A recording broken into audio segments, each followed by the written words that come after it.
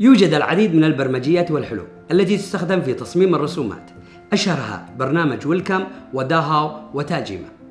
في سلسلتنا التعليمية هذه عنشرح عملية التصميم باستخدام برنامج داهاو، وذلك لسهولة استخدامه وخياراته المتعددة، إضافة إلى توفر الكم الكبير من المهام والوظائف التي يمكن أن نقوم بها من خلاله. في هذه الحلقة عنعطي نبذة مختصرة عن برنامج داهاو للتطريز، وسنترك التفاصيل للحلقات القادمة. من أكثر البرامج شيوعا واستخداما لدى مصممي الأزياء، والسبب يعود إلى أنه يتمتع بسهولة الاستخدام، إضافة إلى احتوائه على العديد من المميزات المبتكرة.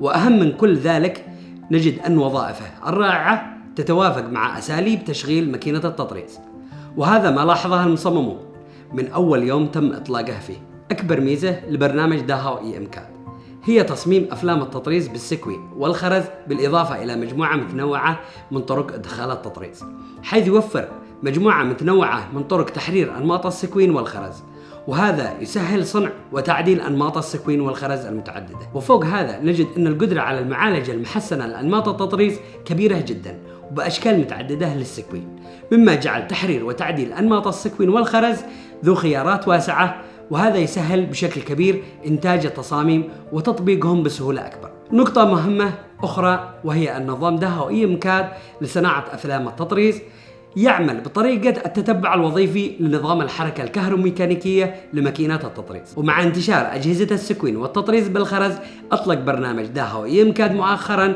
إصدار جديد من وظائف تطريز السكوين على الواجهات ووظائف صنع أفلام التطريز بالخرز الزجاجي، وابتكر داهاو EMCAD رموز وأشكال نكش جديدة.